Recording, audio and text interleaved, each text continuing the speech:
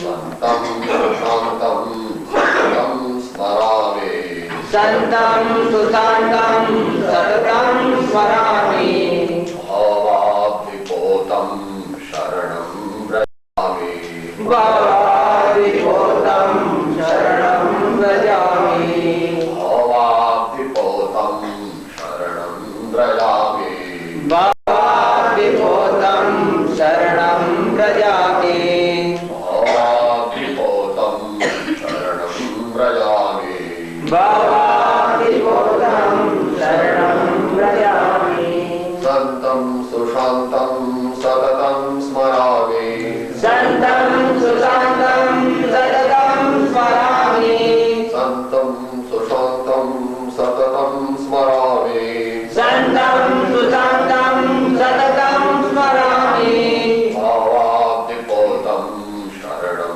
व्रजामि भावाब्धिपोतं शरणं व्रजामि भावाब्धिपोतं शरणं व्रजामि भावाब्धिपोतं शरणं व्रजामि भावाब्धिपोतं शरणं व्रजामि भावाब्धिपोतं शरणं व्रजामि।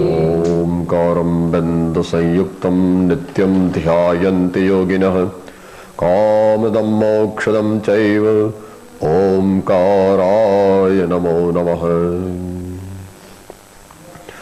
मोक्षमार्गस्य नेतारं भेत्तारं कर्म बभ्रतां ज्ञातारं विश्वतत्त्वानां वन्दे तद्गुणलब्धये। ध्यानमूलं गुरो मूर्ति पूजामूलं गुरो पदं मंत्रमूलं गुरोर्वाक्यं मोक्षमूलं गुरो कृपा।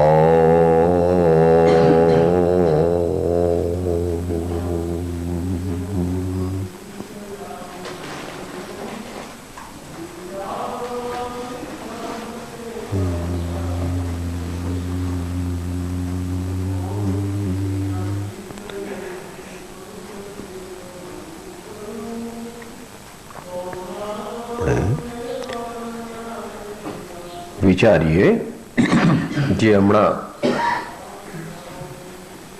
ધૂન બોલ્યા એનો અર્થ એક બે મિનિટમાં, પછી વિષય પર આવીએ.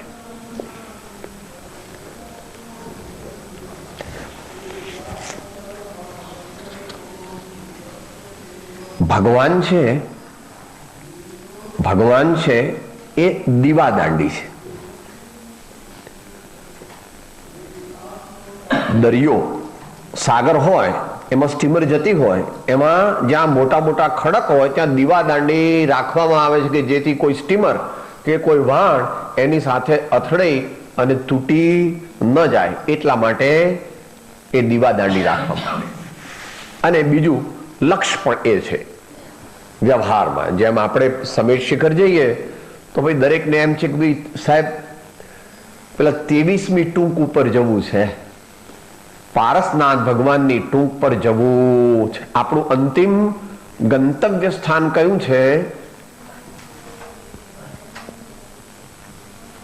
ભગવાન જ્યાંથી નિર્વાણ પધાર્યા તે. આ તો વ્યવહારિક વાત છે. તો આપણા જીવનનું ધ્યેય એ પરમાત્મ પદની પ્રાપ્તિ છે. હવે ત્યાં સુધી પહોંચવા માટે શું જોઈએ? આપણે એક જગ્યાએ જવું છે, દૂર છે, ઘણું વિકટ છે, તો પેલા એ ધ્યેય નક્કી કરવું પડે છે. તો અહીંયા દીવાદાંડી નેગેટિવ અર્થમાં લેવાનું. દીવાદાંડી તો વ્યવહાર દ્રષ્ટાંતની અંદર એનાથી દૂર રહેવાનું છે, કારણ કે ત્યાં જો અથડાઈએ તો વાણ તૂટી જાય. જ્યારે અહીંયા આગળ આધ્યાત્મિક સાધનામાં શું કરવાનું છે? ભગવાનની દીવાદાંડી છે. તો આપણે શું કરવાનું છે? અંતિમ પ્રભુ તારું ગીત મારે ગાવું છે, તારા જેવા મારે થાવું છે, તારા જેવા મારે. પણ એ તો દિલ્હી દૂર છે.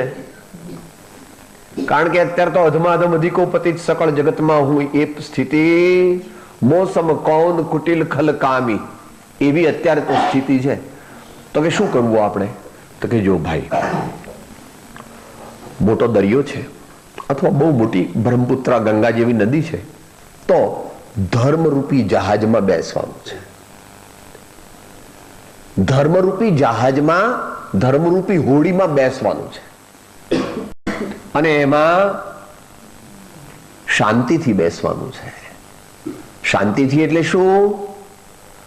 નાવિક તરીકે સદગુરુ કહે તેવી રીતે તે જગ્યાએ બેસવાનું છે.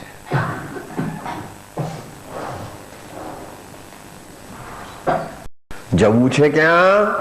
મોક્ષે એને જવું છે દરેકને, આપણે દરેકને. એટલે જે કોઈ ભવ્ય જીવો હોય જેને કંઈક લક્ષ્ય બંધાયો છે કે મારે પૂર્ણ જ્ઞાન આનંદને પામવું, તો એ આપણું ધ્યેય થયું. પણ એ ધ્યેય તો બહુ દૂર છે અને એ તો કંઈ એકદમ એક બે ભાવમાં પ્રાપ્ત થાય એવું નથી. તો કરવું શું? કે ચાલુ તો કરો ભાઈ. The journey of 10,000 kilometre start with the first step. તો કે ભાઈ અહીંયા આગળ આપણે કિનારે બેઠા છીએ, ત્યાં અહીંયા આગળ એક સારું જહાજ છે, એમાં બેસો.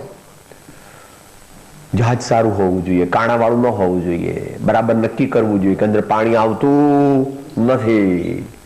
બીજું, એનો નાવિક હોય એ ઘણો અનુભવી હોવો જોઈએ કે ભવિષ્યમાં ગમે તેવા મોટા તોફાન આવે તો પણ આપણને પેલે પાર લઈ જાય. અને એ નાવિક કહે એ પ્રમાણે આપણે બેસવું જોઈએ, શાંતિ રાખવી જોઈએ, વર્તવું જોઈએ. નાવ સારું હોય, નાવિક અનુભવી હોય, પરંતુ આપણે નાવમાં બેસીને ગમે તેમ કૂદકા મારીએ અથવા 5-10 જણ એક બાજુ બધા બેસી જઈએ તો નાવ ઉલટું થઈ જાય. માટે નાવિક જે છે તેની આજ્ઞા પ્રમાણે ચાલવું જોઈએ.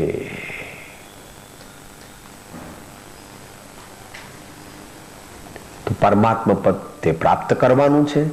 ત્યાં જવા માટે ધર્મરૂપી જહાજમાં બેસવાનું છે. તે માટે સાચા સારા અનુભવી ગુરુરૂપી નાવિકને શોધવાના છે. અને આપણે પોતે જે પણ કંઈ તેઓ કહે તે રીતે શાંતિથી એ જગ્યાએ બેસીને આપણે પાર જવાનું છે. સંતમ સુશાંતમ સતતમ સ્મરામી ભવાબ્ધિપોતમ શરણમ વ્રજામી. ત્યાં તો એમ કહી દીધું કે ગુરુ એ જ જહાજ છે. એમ જુદી જુદી રીતે કવિઓએ કહેલું છે. આપણે આલોચનામાં એવી રીતે આવે છે કે ભગવાન જહાજ છે. પરંતુ જ્યારે પ્રમાણ જ્ઞાન લઈએ ત્યારે ભગવાન તે ગંતવ્ય સ્થાન છે, ધર્મ તે જહાજ છે, ગુરુ તે નાવિક છે, અને જેને પાર જવું છે એણે ચરી પાળવી જોઈએ. એમ 128મી આત્મભ્રાંતિ સમરોગ નહીં, સદગુરુ વૈદ્ય સુજાણ, ગુરુ આજ્ઞા સંપથ્ય નહીં, ઔષધ વિચાર ધ્યાન. બધું જોઈએ. દવા ખાઈને ચરી ન પાડીએ તો ન મટે. દવા લઈએ પણ ચરી ન પાડીએ તો ન મટે. એ પ્રમાણે અહીંયા જ્ઞાનીઓ આપણને કહે છે કે પ્રાસંગિક વાત આપણે કરી. હવે આપણે વિષય પર આવીએ છીએ.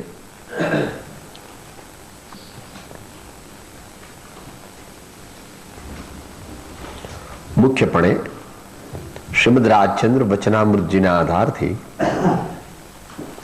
દેહથી જુદો હું આત્મા છું એવા વચનો જેમાં જેમાં આવ્યા હોય એવા ગદ્ય અથવા પદ્ય એ આપણે વિચારી જઈએ. સ્ટાર્ટ કરું છું આત્મસિદ્ધિથી, કારણ કે એની કેટલી અગત્ય છે એ જાણવાની છે. અને એ ત્યાં કહેલી છે. છૂટે દેહાધ્યાસ તો નહીં કરતા તું કર્મ, નહીં ભોગતા તું તેહનો, એ જ ધર્મનો મર્મ. આત્મભાવના ભાવવી એ વિધેયાત્મક સાધના છે અને દેહાત્મ બુદ્ધિ ઓછી કરવી એ નિષેધાત્મક. બંને જોઈએ, બંને જોઈએ. દેહ પ્રત્યે મારે મમતા ઓછી કરવી છે એમ પણ જોઈએ, પણ દેહ પ્રત્યેની મમતા એકલી છોડે પણ પકડવું કોને છે? વિધેયાત્મક સાધના વિના એકલી નિષેધાત્મક સાધનાથી મોક્ષ નથી થતો. માટે પકડવો કોને છે? કે આત્માને પકડવો છે. કે આત્મા કેવી રીતે પકડાય સાહેબ? એ તો અરૂપી છે. કે જ્ઞાન દ્વારા પકડાય. એનું લક્ષણ જ્ઞાન છે. કયું જ્ઞાન? તો પછી આચાર્ય કે પ્રજ્ઞા, નિર્મળ જ્ઞાન. કે સાહેબ આપણને નિર્મળ જ્ઞાન ક્યાંથી હોય? કે આપણને થોડું નિર્મળ જ્ઞાન હોય, નિર્મળ જ્ઞાન ન હોય. તો કે આપણને જે નિર્મળ જ્ઞાન હોય એની શું વ્યાખ્યા તમે કરો છો? હમણાં વાત થઈ, મારા સ્વભાવમાં ક્રોધ નથી, હું ક્ષમા સ્વરૂપ છું. એવો ભાવ જે હોય તેનું જ્ઞાન નિર્મળ થાય. અંશે મારા સ્વભાવમાં અભિમાન નથી, હું નમ્રતા સ્વરૂપ વિનય સ્વરૂપી આત્મા છું. એમ અંદરમાં માને, જાણે અને વર્તે તો તેને નિર્મળ જ્ઞાન થાય. એ જ પ્રમાણે બાકીના લઈ લેવા. મારા સ્વભાવમાં કુટિલતા નથી, આપણા આત્માના દ્રવ્યની અંદર કુટિલતા નથી, પણ આપણે સંસ્કારવશ, અજ્ઞાનવશ, પ્રમાદવશ, કષાયવશ આખો દિવસ કાં તો ક્રોધ કરીએ છીએ, કાં તો અભિમાન કરીએ છીએ. એના ભાવ આવા બધા વિચિત્ર ભાવ કર્યા કરીએ છીએ. એને ઓછું કરીએ તો એટલું નિર્મળ જ્ઞાન થયું આપણું, જેને કૃપાળુદેવ આત્માર્થીની પહેલી શરત અથવા પહેલો ગુણ કહે છે, કષાયની ઉપશાંતતા. અને ચારે ચાર એમાં આવી ગયા. માત્ર મોક્ષ અભિલાષ, ત્યાં પણ વૈરાગ્ય આવ્યો. ભવે ખેદ, ત્યાં પણ વૈરાગ્ય આવ્યો. અને પ્રાણી દયા, એ હમણાં આપણને રાઘવજી ભાઈએ બહુ ડિટેલમાં સમજાવ્યું. આપણે દરેક વ્યક્તિને વ્યક્તિ રૂપે છે કે આ ભાઈ ફલાણા ભાઈ આ ગરડા છે, આ ફલાણા ગામના છે, આ ફલાણી નાતના છે, આ ફલાણા ભાઈ છે, આ ફલાણા બેન છે, આ ફલાણા અમુક તમુક. એવી ધીમે ધીમે આપણે એ જે વિચારધારાની પદ્ધતિ બદલીએ. આ જે વિચાર આપણે કરીએ છીએ, વિચાર બરાબર નથી, વિચારધારા બરાબર નથી. આપણાત્મા, આપણાત્મા, આપણાત્મા, આપણાત્મા, આપણાત્મા, આપણાત્મા, આપણાત્મા, એવો ભાવ કેળવી વાર લાગશે. કે સાહેબ મને ગાળ દે છે ને, તો વાંધો નહીં, તો પણ એ આત્મા જ છે.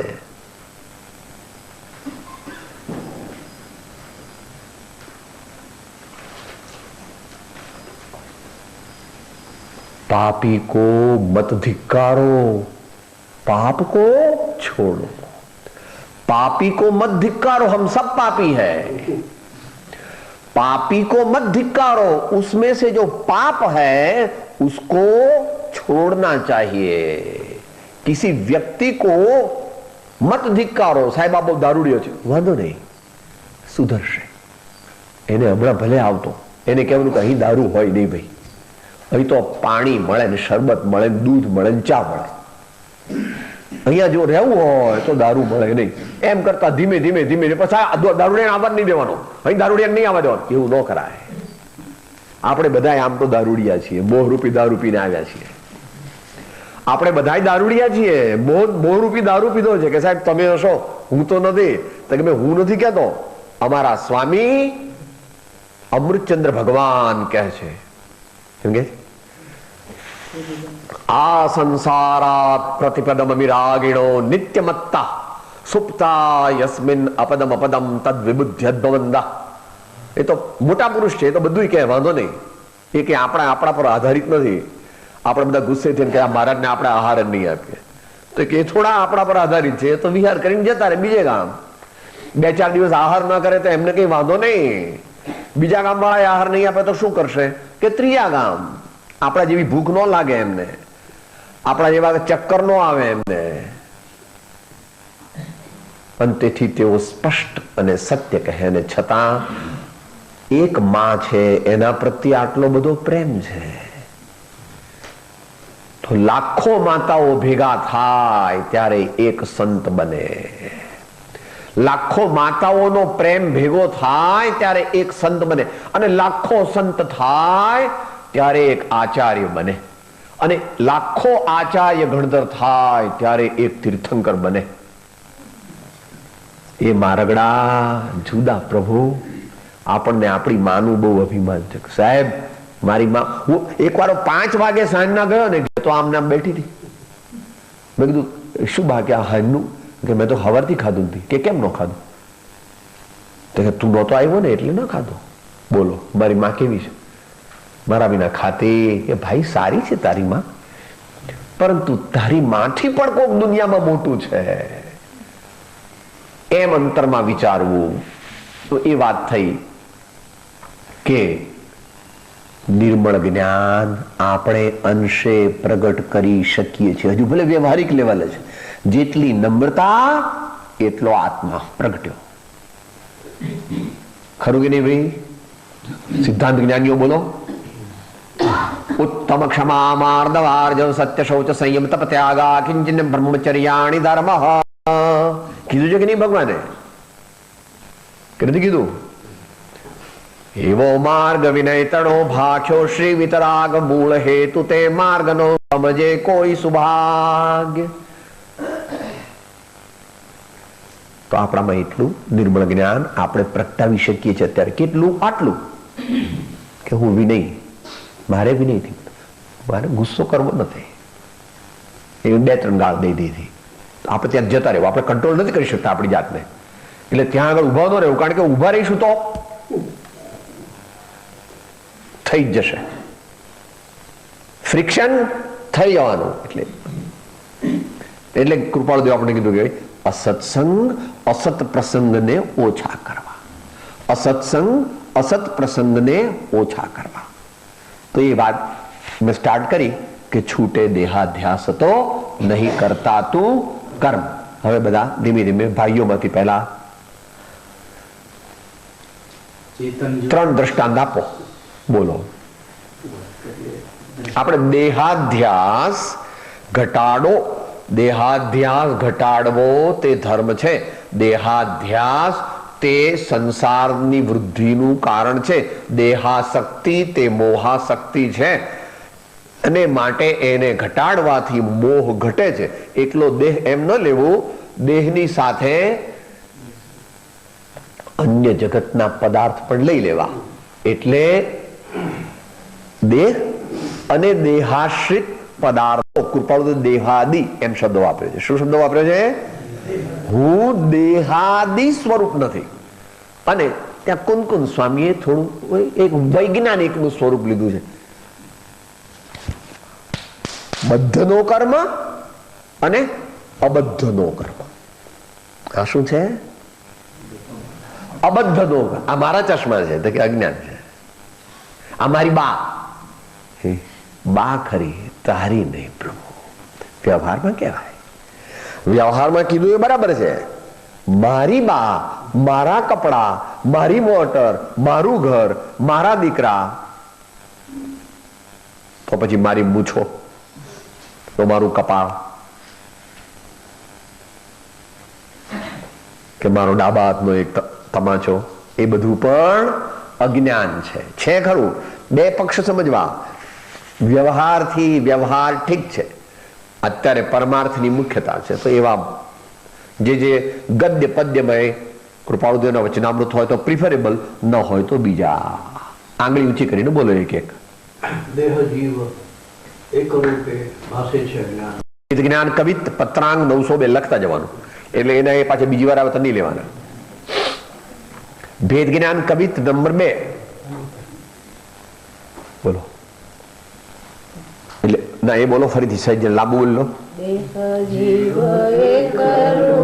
ભાસે છે અજ્ઞાન વડે ક્રિયાની પ્રવૃત્તિ પણ, તેથી તેમ થાય છે જીવન ઉત્પત્તિ અને રોગ ભોગ સુખ દુઃખ મૃત્યુ દેહનો સ્વભાવ જીવ પદમાં જણાય. અને પછી એનો ઉપાય પણ કહી દીધો કે એવો જે અનાદિ એક રૂપનો મિથ્યાત્વ ભાવ જ્ઞાનીના વચન વડે દૂર થઈ. જો જ્ઞાનીના વચનનો સ્વીકાર કરે તો જ્ઞાનીનું વચન મળે, પણ જ્ઞાનીના વચનનો અંતરમાં સ્વીકાર કરવો જોઈએ. હમણાં રાઘવજી કહી લીધું, આપણે સાંભળીએ છીએ, વિચારીએ છીએ,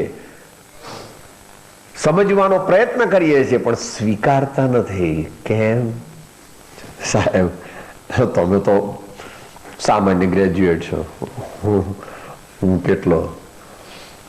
આવું બધું આપણા અંદર સબકોન્શિયસ માઇન્ડમાં બધું ભરેલું છે.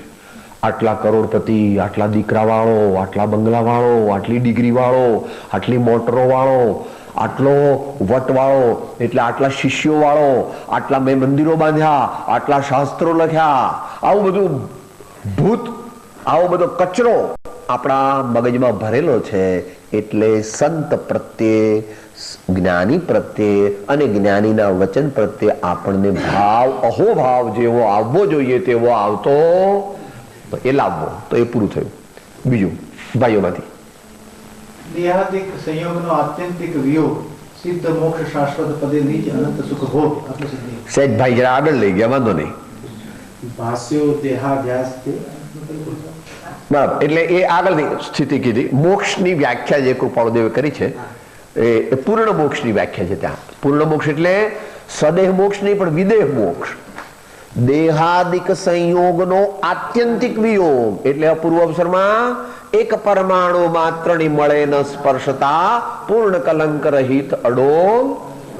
તો તે પણ બરાબર છે. અપેક્ષાએ કે જ્યારે આપણે સિદ્ધ પરમાત્મા થઈશું ત્યારે દેહ પણ નહીં હોય, કોઈ પણ જાતના કર્મો, આદ્રવ્ય કર્મ, ભાવ કર્મ વગેરે પણ નહીં હોય. હશે શું?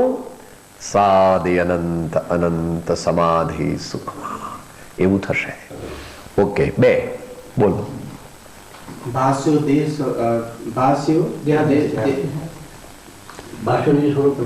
નિજ સ્વરૂપ તે શુદ્ધ ચેતનઈ ભાષ્યો દેહાદ્યાસથી આત્મા દેહ સમાન પણ તે બંને છે જેમ અસીને જ્ઞાન. અચ્છા, બરાબર. એટલે શરૂઆતની ગાથા આત્મસિદ્ધિ. ભાષ્યો દેહાધ્યાસથી આત્મા દેહ. અધ્યાસ શબ્દ બહુ સમજવા જેવો છે. અત્યારે બહુ લાંબા કાળથી જે આપણને હોય સંસ્કાર રૂપે એનું નામ અધ્યાસ. અધ્યાસ એટલે જૂની ટેવ, જૂની હઠીલી ટેવ, એનું નામ અધ્યાસ. અને નવું નવું કંઈક આપણે વાંચન કરીએ, વિચાર કરીએ, નિયમ લઈએ, એ અભ્યાસ વર્તમાનમાં કરીએ. હું ધ્યાનનો અભ્યાસ કરું છું, ભક્તિનો અભ્યાસ કરું છું, એ અભ્યાસ. અને અધ્યાસ એટલે આગલા ભવોના. અને બીડી પીવું છું, કેટલી 9 વર્ષની ઉંમરથી બીડી પીવું છું. અધ્યાસ થયો. કેટલા વર્ષનો? 70 વર્ષનો. કે કેટલી બીડી પીએ? સાહેબ 20-22 તો જોઈએ. લે, અધ્યાસ લાંબા ગાળાનો આપણને મોહનો અને દેહને પોતાના માનવાનો અધ્યાસ છે. એવું ભગવાને કહ્યું છે બધા ગ્રંથોમાં, દરેક આર્ય ગ્રંથોમાં કહ્યું છે. કૃપાળુદેવે મને લાગે છે અવતરિત દેહાભિમાને ગલિતે, શંકરાચાર્ય દેહાભિમાને ગલિતે એમ કરીને લીધું છે કે જ્યારે દેહનું અભિમાન ગળે ત્યારે શું થાય? તો કે સાહેબ બધે પરમાત્મા જ દેખાય. જ્ઞાન થયાનું લક્ષણ શું? કોઈ જીવને જ્ઞાન થયું હોય તો એનું લક્ષણ શું? કે એના લક્ષણ અનેક છે.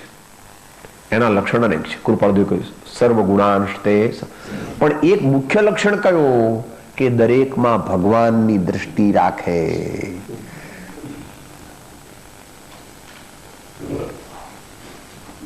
તો એ વાત છૂટે. દેહાધ્યાસ તો નહીં કરતા તું કર્મ નહીં.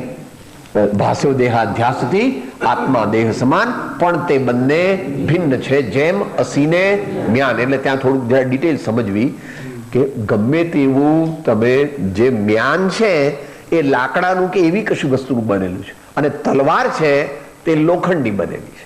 તેમ આ છે તે શેનું બનેલું છે? કે આ જો આ ભાઈની તબિયત કેવી છે કે ગમે તેવી હોય તો એનો એ શું છે? કોઈ ભાઈની તબિયત એકદમ અલ મસ્ત હોય એકદમ, તો શું ભાઈ એ શું છે? એ પણ જડ છે, એ અચેતન છે, એ પૂદગલ છે.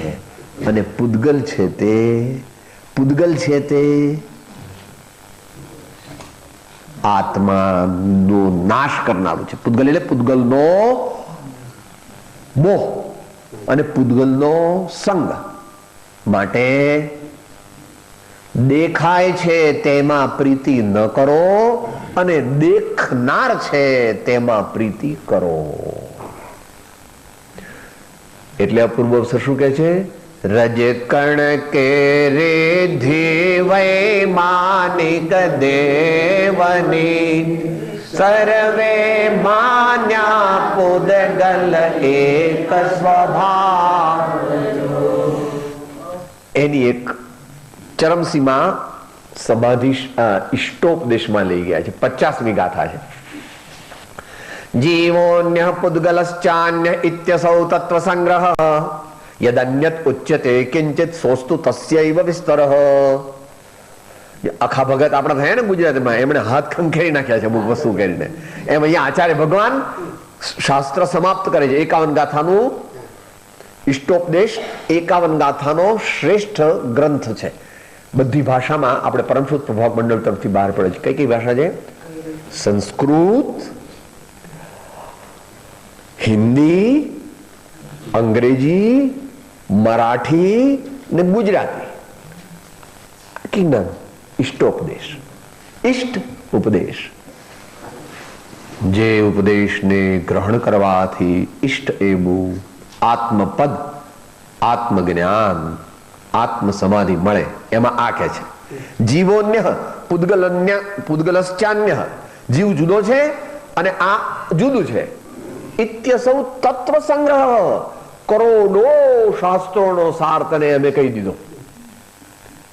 તો કે સાહેબ તો આટલા બધા શાસ્ત્રો શા માટે લખ્યા? કે યદન્યત ઉચ્યતે કિંચિત. ભગવાને આટલા બધા શાસ્ત્રો કેમ લખ્યા? આપણે જડમતી છીએ. આપણને એક બે વાર કોઈ કહે તો આપણે સીધા થતા ખબર છે આપણે કોના જેવા છીએ? આપણે ઘોડા જેવા નથી, પણ પેલા એના જેવા છીએ. એટલે આપણને તો વારંવાર તોય પાછા આમ ચાલે, પાછા બીજી વાર તોય પાછા આમ ચાલે. આવું ચાલ્યા કરે છે. તો ધીમે ધીમે આપણે જ સુધરવાનું છે. તો યદન્યત ઉચ્યતે કિંચિત સોસ્તુ તસ્યૈવ વિસ્તરઃ. એ જ આટલાનો જ વિસ્તાર છે કે અચ્છા તો એ પ્રમાણે બોલો. હવે 3 થી ગયા, બહેનોમાંથી આવવા દઈએ. બોલો. દેહ ન જાણે તે અને જાણે નહીં ઇન્દ્રિય પ્રાણ આત્માની સત્તા અને દેહ પ્રવૃત્તિ. બરાબર છે. બેનું ભિન્નત્વ કહે છે છતાં બરાબર છે. તો શરીર જે છે તે પોતે પોતાને જાણતું નથી અને પોતે પોતાની રીતે કાર્ય સ્વતંત્રપણે કરી શકતું નથી. પરંતુ આત્મા પ્રેરણા કરે તો આ મૂળદું હાલે, ચાલે, બોલે, જુએ, જાણે. માટે જે ચૈતન્ય રાજા અંદરમાં બેઠો છે એની પ્રીતિ, એની ઓળખાણ, એનો પરિચય, એનું જ્ઞાન, એની શ્રદ્ધા, એનો અનુભવ કરવાનો પ્રયત્ન કરવો. ભગવાનની મૂર્તિ એ જ બતાવે છે ને જ્ઞાનીઓની મૂર્તિ પણ એ બતાવે. એમને પૂછો તો ટેલિફોન કરો, સાહેબ શું કરો તમે? સાહેબ શું કરો છો? તો કે હું આત્માનો પરિચય કરું છું. એમને પૂછો સાહેબ તમે શું કરો છો? ભલે સવિકલ્પ સમાધિ હોય કે નિર્વિકલ્પ સમાધિ હોય. પરિચય 2 પ્રકારે હોય. નિર્વિકલ્પ તો થોડો વખત જ રહે અને બહુ ઉત્તમ મહાત્માઓને અલ્પ વખત પ્રાપ્ત થાય, પણ અંદરમાં સવિકલ્પ સમાધિ તો ચાલુ જ હોય. રાઈટ. આગળ બોલો. બીજા 2. ના આજે બહેનોનું પૂર્ણ થયું. બેન એક જ આવ્યા. બેન બોલો. ચેતન જો નિજ ભાનમાં કરતા આપસમાં વર્તે નહીં, નિજ ભાનમાં કરતા કર્મ.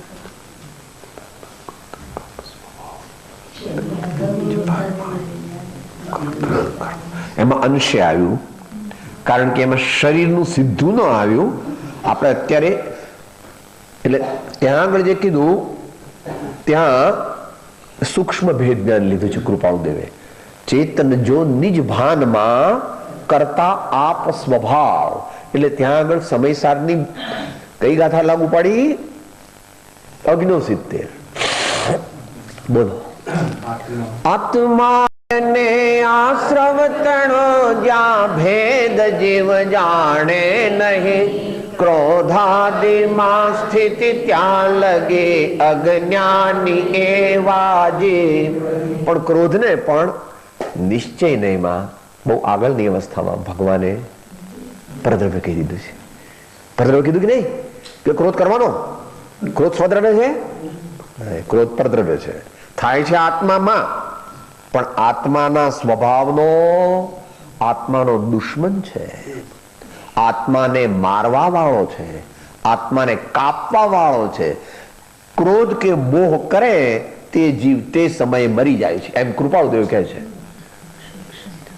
સુખ પ્રાપ્ત કરતા સુખ ટળે છે, લેશ એ લક્ષે. સાહેબ ગુલાબજાંબુ ખાવ ને બહુ મજા આવી, મજા નથી આવી, સજા થઈ. ખાય એનો વાંધો નહીં, પણ મજા ન લે એમાં. પણ આપણે હજુ એટલા પરિપક્વ નથી, એટલે જ્ઞાનીઓએ કોક વાર એમ કહે ગુલાબજાંબુ ન ખાવા, રોટલી દાળ ખાવા. તો મજા એ સજા છે, પણ અજ્ઞાનીને મજા એ મજા લાગે છે.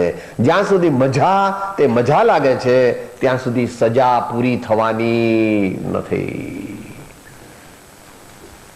તો એ ત્યાં આગળ એકચ્યુઅલી દેહનો અધ્યાસ કીધો છે, લાગુ પડે છે, પણ ડાયરેક્ટ દેહ નથી, પણ દેહ પ્રત્યેનું મમત્વ.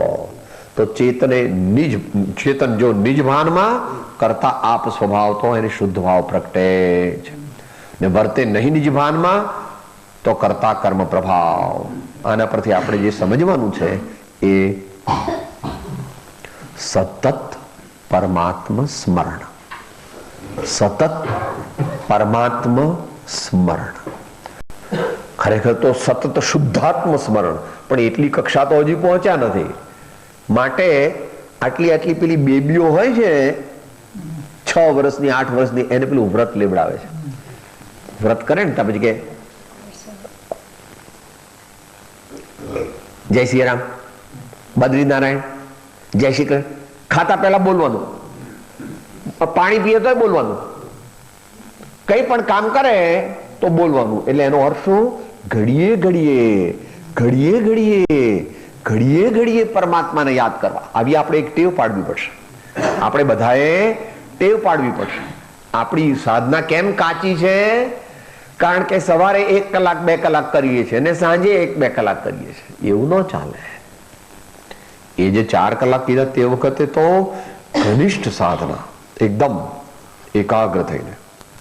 પણ ખાતી વખતે આત્મા, નહાતી વખતે આત્મા, કપડાં પહેરતી વખતે આત્મા, મંજન કરતી વખતે આત્મા, કપડાં પહેરતી વખતે આત્મા, બાબા રમાડતી વખતે આત્મા, ચોખા ઓળતી વખતે આત્મા, ચેક લખતી વખતે આત્મા, કારખાનાનું રાઉન્ડ લેતી વખતે આત્મા, અને અત્યારે સ્વાધ્યાય ચાલે ત્યારે પણ आत्मा. आत्मा स्वाध्याय का भाव कर सकता है. शब्दादिक का आत्मा स्वामी नहीं है. आत्मा बोलना चाहे तो पुण्य होवे तो शब्द निकले, मगर भाव कर सकता है. वाणी खीरना नहीं खीरना सो तो पुण्य के अधीन, मगर भाव है सो अपने अधीन है. તો આનાથી આપણે શું શીખવાનું કે હવેથી હું 11 વખતનો નિયમ લીધો એક બેને, તો આપણે એવી રીતે 11 વખતનો આપણે વધારે લઈ લેવાનો કે આપણે ભગવાનને ક્યારે યાદ કરવાના સાહેબ? તો ભગવાન કહે છે ક્યારે યાદ નહીં કરવાના.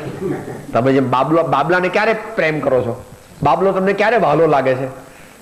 સાહેબ ઊંઘમાં એના સ્વપ્ન.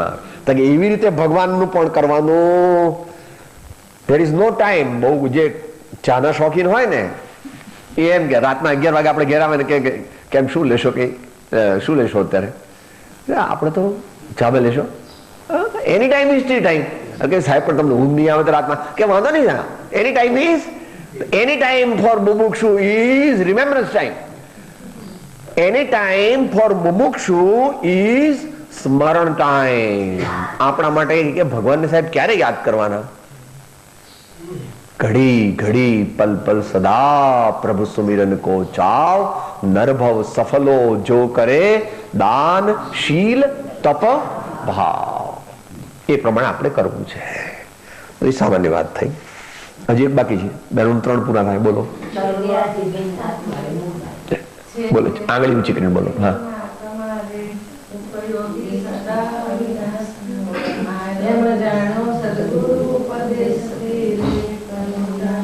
એટલે મૂળ માર્ગની મેઇન જે 4 કડીઓ છે એમાંની પહેલી કડી. ત્યાં સાધનાની અપેક્ષા લીધું છે એટલે પહેલું જાણો. જાણે, પછી વિચારે, પછી સમજે, અને પછી પોતાની પાત્રતા હોય તો સ્વીકારે, અને પછી એ વારંવાર સ્વીકારવાથી એની શ્રદ્ધા થાય. એ ત્યાર પછીની કડીમાં આવે છે. તો દેહથી જુદો એવો આત્મા છે એવું સદગુરુના બોધથી જે જાણે, સમજે, માને, અભ્યાસે અને વેદન દ્વારા અનુભવ કરે તેને પરમાર્થ ધર્મની પ્રાપ્તિ થાય છે. તો છે દેહાદિથી ભિન્ન આત્મા રે ઉપયોગી સદા અવિનાશ. એમ જાણે સદગુરુ ઉપદેશથી રે કહ્યું જ્ઞાન તેનું નામ. ભાઈઓ, મારો સુશાસન તો એક દર્શન જ્ઞાન લક્ષણ જીવ છે, બાકી બધા સંયોગ લક્ષણ ભાવ મૂર્તિ બાહ્ય છે. એમાં પણ જરાક બેને લીધું એવું થોડું સૂક્ષ્મ લીધું છે, ભાવ લીધો છે. આવે છે ખરું અપેક્ષાએ, પણ એ જરા વધારે સૂક્ષ્મ છે. આપણે વધારે અત્યારે શું વાત કરીએ છીએ? શરીરથી જુદો જ્યાં કીધો હોય એની મુખ્યતા. આ પણ શરીરનો જે ભાવ છે એ પણ શરીર છે, પણ આપણે ડાયરેક્ટ અત્યારે શરીરની વાત કરીએ છીએ. એટલે જે કોઈ બીજા ભાવો છે તે ભાવો તે મારો સ્વભાવ નથી એમ આચાર્ય ભગવાન આપણને કહે છે મહાવીર ભગવાનની આજ્ઞાથી. હું દેહ નહીં, વાણી ન મન નહીં, તેમનું કારણ નહીં, કરતા ન કારણિતા ન અનંતા. તો એ પ્રવચન સારની ગાથા છે. હું દેહ નહીં, મન વાણી નહીં, હું તેમનું કારણ નહીં. મોટા પુરુષો મુનિ મહારાજ સર્વ પ્રકારે 9 પ્રકારે દેહનું મમત્વ છોડે છે. હું શરીર નથી, વાણી નથી, મન નથી. હું શરીરને બનાવતો નથી, વાણી બનાવતો નથી, મનને બનાવતો નથી. કોઈ શરીર બનાવતું હોય, કોઈ વાણી બનાવતું હોય, કોઈ મન બનાવતું હોય તો તેની અનુમોદના કરતો મોટા પુરુષ છે. મુનિ મહારાજ મોટા પુરુષ છે. માટે આપણને એમ કહે છે કે મારે આ શરીર સાથે કઈ લેવા દેવા નથી. મોટા પુરુષોનું નિર્મમત્વ, મુનિ મહારાજનો વિચાર કરવો, સાચા મુનિ મહારાજનું સ્મરણ કરવાથી પણ કૃપાળુદેવ કહે છે કે તેવા પુરુષોની તેમના ગુણોની વ્યાખ્યા કરવાને અશક્તિ છે. એટલે હાલ તેમના ગુણોની વ્યાખ્યા કરવાને અશક્તિ છે ને તેમના વિશે કંઈ પણ નહીં કહી શકતા. તેમના જ ગુણોમાં પુનઃ પ્રસક્ત થવું તે આપણું સર્વોત્કૃષ્ટ શ્રેય. અને છતાંય આપણે કરવી તો પડવાની છે, કારણ કે ભગવાનના ગુણો ગાઈએ નહીં તો પછી બીજાના ગુણો ગાવા પડે. એટલે ભગવાનના ગુરુના ગુણો ગાવાના ખરા, પણ એમ નહીં માનવાનું કે ભગવાનના બધા ગુણો મેં ગઈ લીધા, કારણ કે ભગવાનના ગુણો ગણ્યા નહીં ને વીણાય નહીં. માટે ભગવાને 1008 તો કીધા. વિષ્ણુ સહસ્રનામ કે જીન સહસ્રનામ કેટલા છે? 1008. પણ કે 1008 નથી, બીજા ઘણા વધારે. તો એ પ્રમાણે કેટલા થાય? 2 થયા ને? બોલો જ ભાઈ.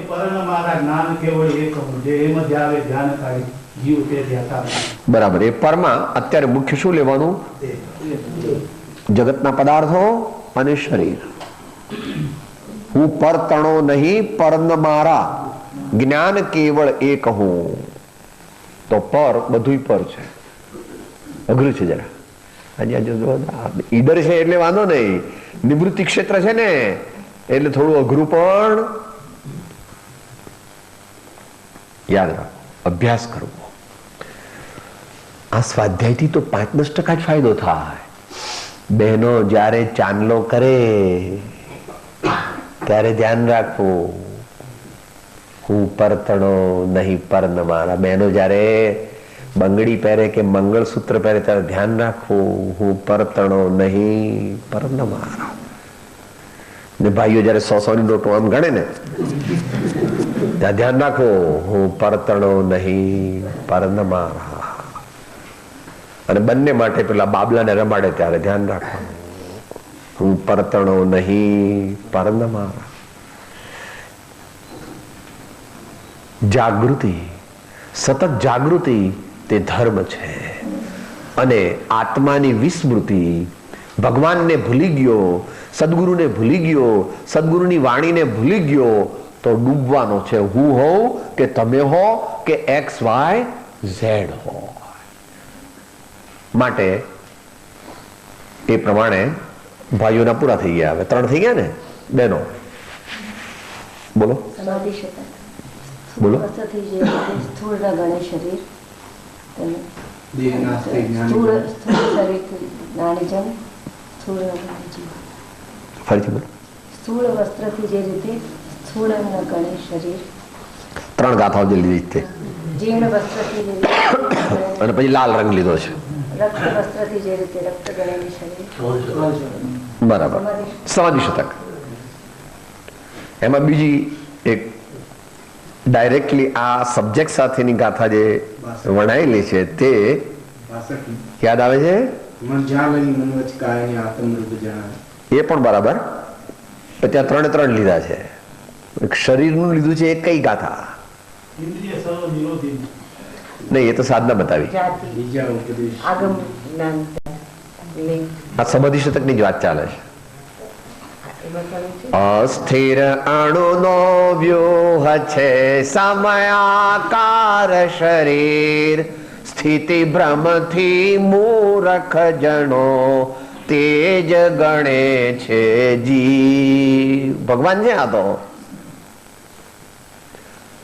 અસ્થિર અણુનો વ્યુહ, સમ આકાર શરીર. જેટલા આત્માના પ્રદેશો છે ને એ આત્માના પ્રદેશોએ, દરેક આત્મા પ્રદેશોએ દ્રવ્ય કર્મ ચોંટ્યા છે. અને દ્રવ્ય કર્મ છે ત્યાં બદ્ધ નો કર્મ ચોંટ્યું છે. એટલે આપણે શું કહે છે? સાહેબ મારો હાથ જોયો? સાહેબ મારું નાક કેવું છે? સાહેબ મારી મૂછો? અસ્થિર અણુનો વ્યૂ છે. આ આખો અસ્થિર અણુનો વ્યૂ છે. બદલાય છે, બદલાય છે. મોડર્ન સાયન્સે પુરવાર કર્યું છે ભાઈ. મોડર્ન સાયન્સ શું પુરવાર કર્યું છે? ચામડીના નિષ્ણાતોએ પુરવાર કર્યું છે કે આખી ચામડી 4 દિવસની અંદર બદલાઈ જાય છે. આખી ચામડી શરીરની 4 દિવસની અંદર બદલાઈ જાય છે. Billions and billions and billions of dermatological cells are shedded every day and the underlying dermis becomes epidermis.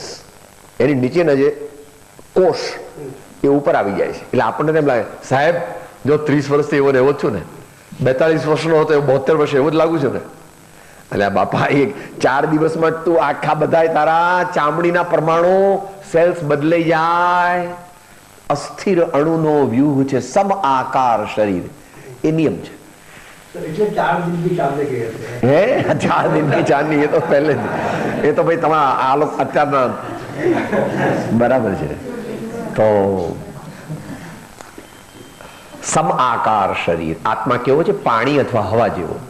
ટ્યુબમાં ભરો તો ટ્યુબ જેવો, ટાયરમાં ભરો તો ટાયર જેવો, મોટા ટ્રેક્ટરમાં ભરો તો ટ્રેક્ટર જેવો, ફુગ્ગામાં ભરો તો ફુગ્ગા જેવો, ગોળ ફુગ્ગો હોય અથવા પેલી આમ દૂધી હોય તો એના જેવો, કાકડી હોય તો એના જેવો.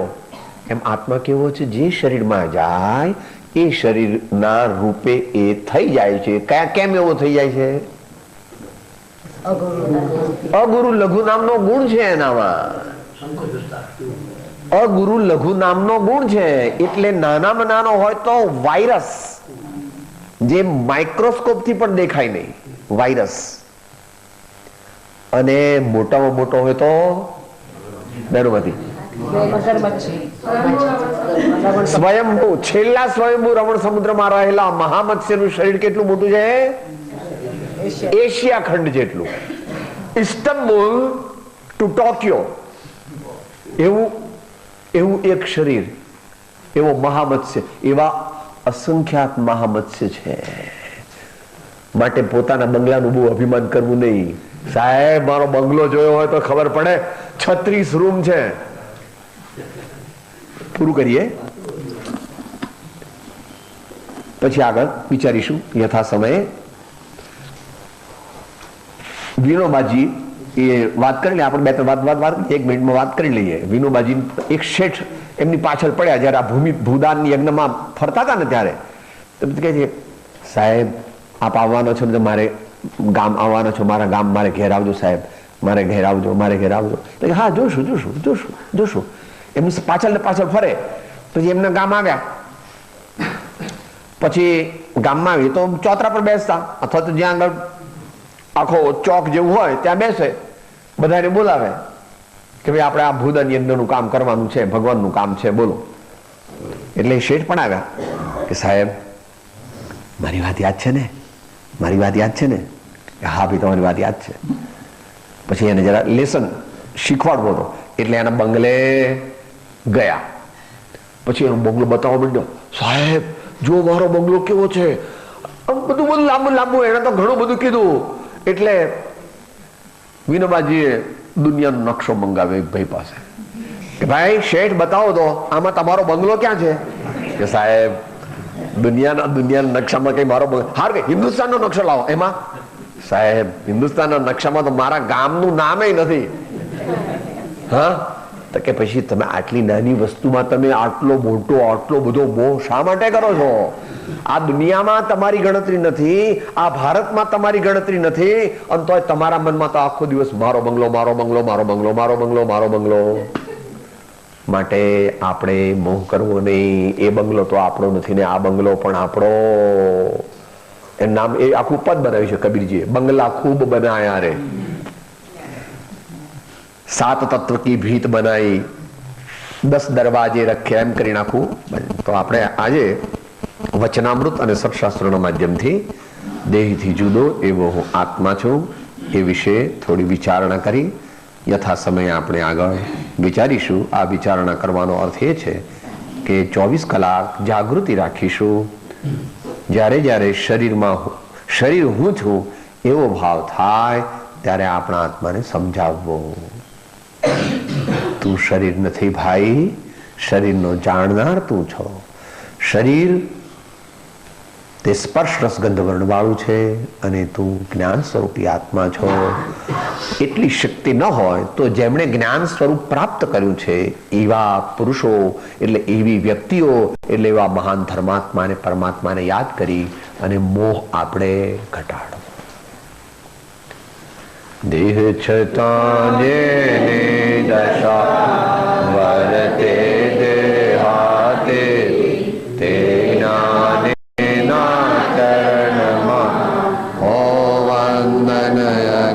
સદગુરુ પરમ કૃપાળો ત્રિલોકના સબ સંતન કી જય. આનંદ. ઓમ.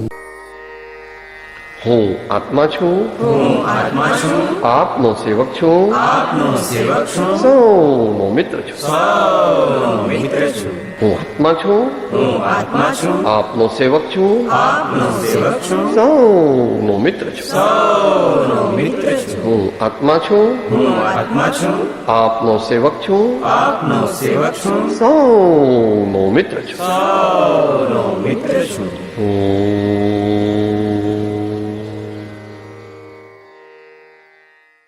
જય સદગુરુ વંદન. જય સદગુરુ વંદન. જય સદગુરુ.